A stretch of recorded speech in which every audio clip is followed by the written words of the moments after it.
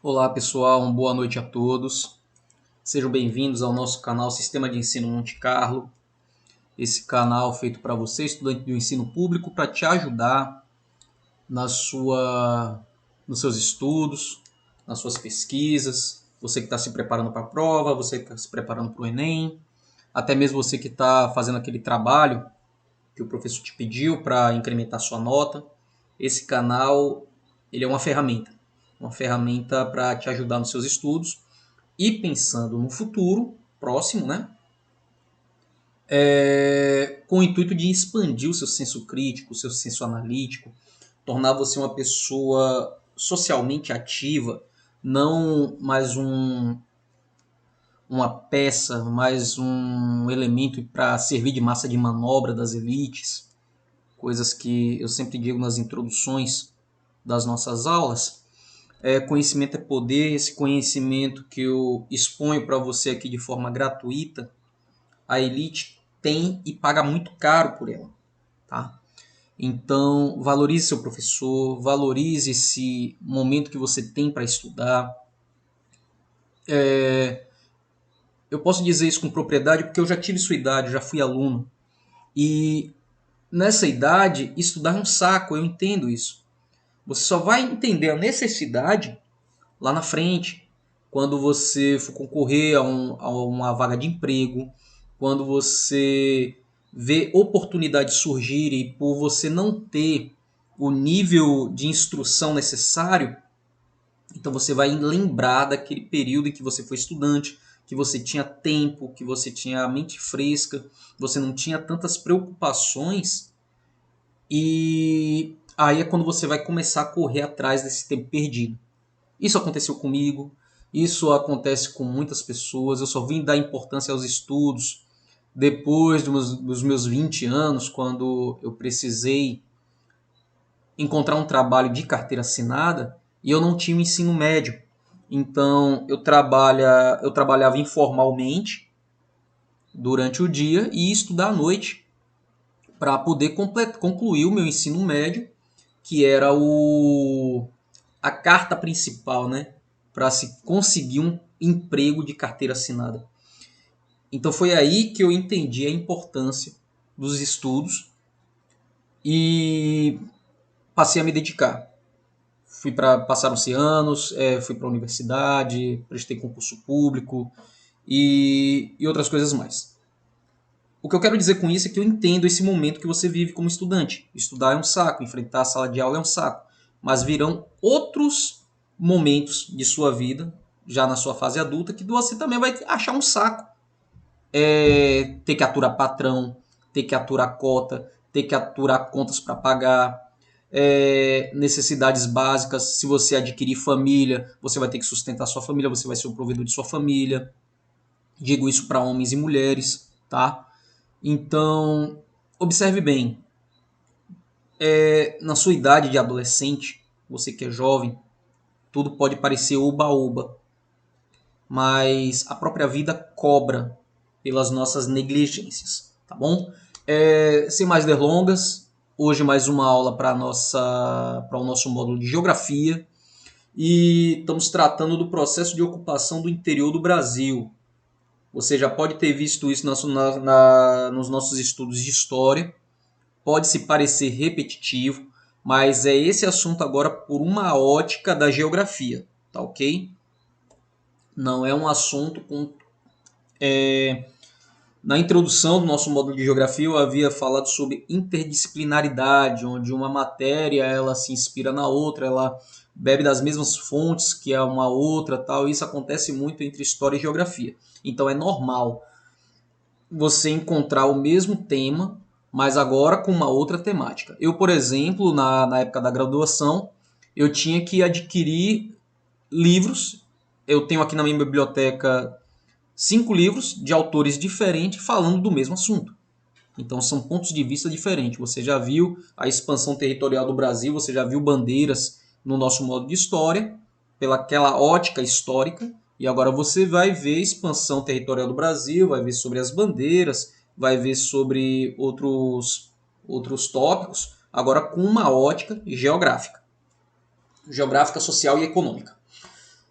Turma, os bandeirantes, esse movimento das bandeiras, né, esse movimento de exploração do território brasileiro, ele, ele vai ser significativo, tá? Dado que o crescimento econômico do Nordeste, com a economia açucareira, ela não se reproduziu da mesma intensidade na capitania de São Vicente. Após um breve período de sucesso da cana-de-açúcar nessas terras, a economia entrou em declínio e a população da capitania teve de procurar alternativas para ganhar a sobrevivência. A alternativa que ofereceu o melhor resultado foi as bandeiras, que eram expedições que buscavam riquezas no interior, e o apressamento de indígenas e a busca de metais e pedras preciosas foram os principais objetivos dos bandeirantes. E no início do século XVII, com Portugal sob o domínio espanhol, isso aí é o período da União Ibérica. Para mais detalhes, lá na nossa playlist de história, dá uma revisada lá para ficar para ficar por dentro desse assunto. Então, nesse período, a Holanda investiu no comércio de mão de obra africana e desorganizou o tráfico português. O fluxo de do escravo negro proveniente da África para algumas regiões da colônia diminuiu e renasceu então o interesse pela escravização do indígena. Quando o tráfico negreiro foi regularizado, as bandeiras continuaram, agora motivadas pela procura de metais e pedras preciosas. Tá? Os bandeirantes promoveram despovoamento de várias regiões, massacrando e escravizando os indígenas, bem como disseminando doenças que foram responsáveis por grandes epidemias entre os índios. Só que, por outro lado, as bandeiras romperam brutalmente a linha do Tratado de Tordesilhas, empurrando os espanhóis e levando as fronteiras dos domínios português bem para o oeste do antigo acordo. Foram também os bandeirantes, no final do século XVII, que descobriram as riquezas minerais, especialmente o ouro, na região de Minas Gerais, Goiás e Mato Grosso, responsável que seria pelo novo rumo da economia colonial ao longo do século XVIII. Então, por essas conquistas territoriais e a descoberta do ouro, é que o bandeirante é tido, principalmente na região de São Paulo, já que eles eram provenientes de lá, como heróis nacionais, né?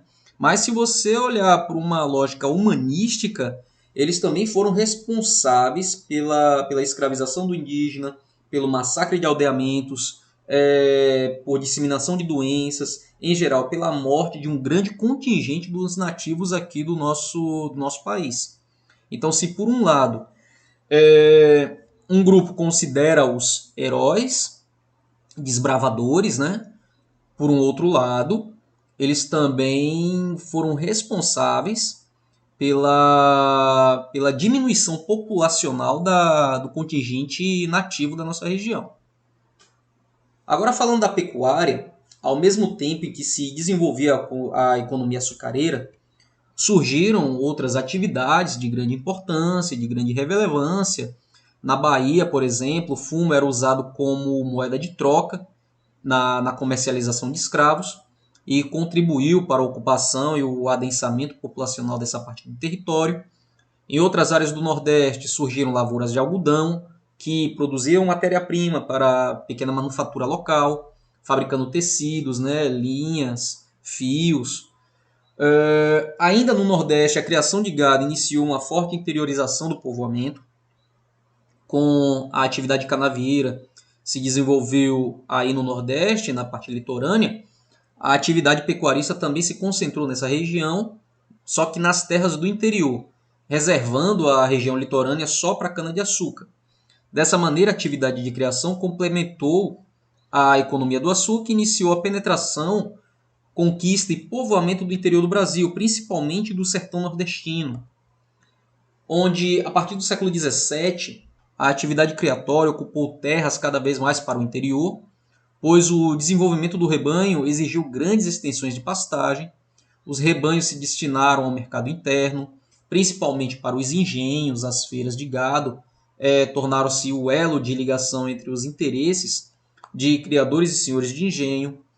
O gado bovino era um produto que complementava a economia açucareira.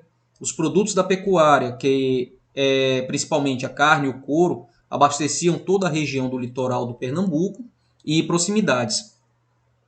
Os engenhos embora não tivesse perdido força de exportação, ainda mantinham grande relevância política e econômica, representando um mercado consumidor para a pecuária. Tá?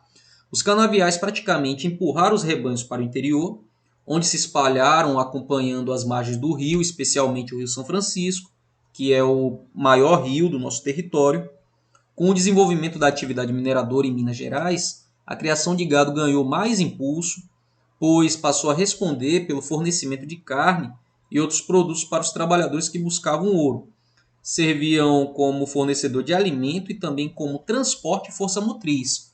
Não podemos esquecer desses detalhes. Sobre a Amazônia, enquanto no Nordeste do Brasil prosperava a economia açucareira, no Norte o foco econômico voltou-se para os produtos extraídos da floresta, chamados de drogas do sertão. Esses produtos eram especiarias, por exemplo, urucum, cravo, baunilha, canela, guaraná, principalmente, mas também cascas, folhas e raízes como propriedades medicinais, além do cacau, castanha do Pará e madeira, principalmente o mogno, o cedro. Essas drogas do sertão constituíram a base econômica regional. Ao longo do século XVII e XVIII, a coleta desses produtos foi o principal estímulo para a penetração e ocupação da Amazônia. Assim, a região amazônica ficou incorporada à colonização portuguesa com a criação da província do Grão-Pará e Maranhão, e passou a abrigar vários fortes, bases militares portuguesas construídas para proteger a região de invasões estrangeiras. Tais bases serviam como ponto de apoio para caçadores de índios, sertanistas que buscavam drogas do sertão e jesuítas empenhados em catequizar os indígenas. Como os bandeirantes, esses grupos também avançaram muito além do limite de Tordesilhas e conquistaram uma área que, pelo acordo, pertencia à Espanha. Então, note que aí já é problema para o futuro. Portugal não estava respeitando um acordo que eles tinham assinado. As oportunidades de trabalho e de enriquecimento atraíam um número cada vez maior de portugueses, dando origem a novas expansões. E essas expansões agora elas vão alcançar o sul do território brasileiro. No século XVII, os bandeirantes fizeram violentas excursões pelo sul do Brasil, expulsando jesuítas e soldados espanhóis e aprisionando indígenas. Para fortalecer sua posição na região, em meados do século XVIII, a coroa portuguesa estabeleceu uma colônia de portugueses. Isso aí já foi uma intervenção direta da coroa portuguesa. E esses portugueses eles eram oriundos do arquipélago dos Açores, no litoral do atual estado de Santa Catarina.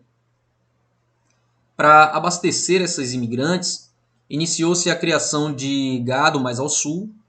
A princípio, despretensiosamente, a atividade prosperou rapidamente, né? Pois a região escolhida, de relevo suavemente ondulado, era coberta por rica pastagem, que é conhecido como a região dos Pampas, né? O Pampa Gaúcho, que dizem, por sinal, que é uma região muito bonita. Eu ainda não tive a oportunidade de conhecer, ainda está em tempo. Para todo o sul do Brasil surgiram então prósperas fazendas de criação de gado, que seriam as estâncias, e com essa aquisição, né, os portugueses romperam novamente a linha do Tratado de Tordesilhas e obrigaram os espanhóis a estabelecer um novo acordo. Em 1750, Portugal e Espanha assinaram o Tratado de Madrid, que concedia uma grande área para a coroa portuguesa, estabelecendo os contornos gerais do Brasil bem semelhantes aos atuais. No sul de Portugal, na região sul, na verdade, Portugal cedeu a colônia de Sacramento, que é o atual Uruguai, mas ao norte garantiu a Amazônia e o centro-oeste. Observe que com esse Tratado de Madrid, quando o Brasil cede essa região, o país, o Uruguai, ele poderia hoje ser território do Brasil. Mas, em contrapartida, se expandiu a região norte. Para as configurações do Brasil atual, só fica faltando a região do Prata, da região do Prata, na verdade, que nós vamos tratar agora, e o estado do Acre, que aí na aquisição do Acre já vai ser assunto para a nossa próxima aula de geografia, na semana que vem. E para fechar, ao longo do século XIX, o Brasil consolidou suas fronteiras mediante diversos acordos e tratados entre o governo brasileiro e os governos vizinhos. E só que em 1864 o Brasil se envolveu num sério conflito com o Paraguai. O Paraguai nessa ocasião ameaçava a supremacia brasileira e também a supremacia argentina. E na região do Rio Paraguai e Paraná, a Guerra do Paraguai durou até 1870 e definiu as fronteiras da Bacia do Prata, Paraná. Vitorioso, o Brasil consolidou sua presença nessa importante região econômica e foi mais uma aquisição para o território brasileiro. Observe que é um processo lento, de mais de 200 anos, até se chegar à configuração atual do território brasileiro. Só fica faltando a região do Acre, que, como eu falei, nós vamos tratar na próxima aula da semana que vem, tá? Turma, essa foi nossa videoaula de hoje. Espero que tenha sido rica e instrutiva para todos vocês. Dúvidas, deixa aí nos comentários. Não esquece de se inscrever no nosso canal, caso você ainda não seja inscrito. Compartilhe os conteúdos aqui do canal. Vamos alcançar o maior número possível de inscritos para mostrar a relevância do nosso trabalho aqui para a plataforma do YouTube. Fiquem todos bem e até uma próxima.